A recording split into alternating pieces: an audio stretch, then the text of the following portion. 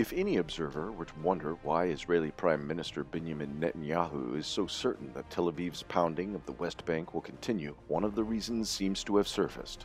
According to the Washington Post, on May 5th, 5 days before the bombardment of Israel began and 2 days before the protests in Mount Temple went out of control, U.S. Congress was notified of a $735 million sale of high-precision weapons to Israel. The approval of the sale by U.S. President Joe Biden became known on May 17th. Clearly, this serves as an impetus for Tel Aviv. On May 17th, alongside the aerial and ground bombardment, the battle switched to the naval area. The Israel Defense Forces, IDF, reportedly thwarted an underwater drone attack. The Israeli military destroyed the autonomous submarine of Hamas before it left the coast and struck the car used by the operators who launched it. Moreover, Israeli military planes targeted the main operative center of the internal security force of the Hamas movement in the north of the Gaza Strip. The Al-Quds brigades also confirmed the death of Hassam Abu Habrid, the commander of the Northern Brigade at the Sayara Al-Quds, who was killed during the raid. Many other targets were also struck. Israel maintains that these are only military targets, but many civilian casualties keep mounting.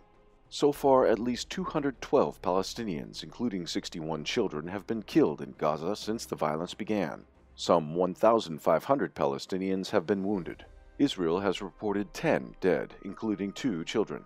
On the morning of May 18th, explosions were heard, and balls of fire and plumes of smoke were seen rising from several buildings in Gaza City alongside the sunrise. In support of Gaza, 6 rockets were fired from Lebanon towards Israeli territory, the IDF reported. All 6 launches failed and landed within Lebanese territory. Still, the Israeli military responded by shelling the purported locations from which the launches occurred. Jordan's King Abdullah II spoke to UN Secretary-General Antonio Guterres and said that it was Israel's recurrent provocative actions against Palestinians that have led to the ongoing escalation.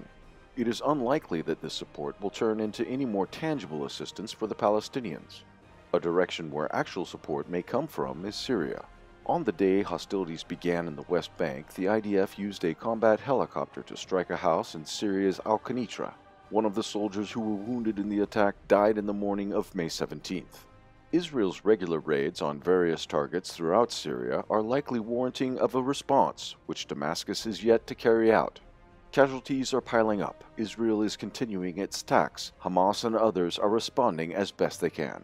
So far, none of the Palestinians' Arabic allies have undertaken any actions other than providing supportive rhetoric.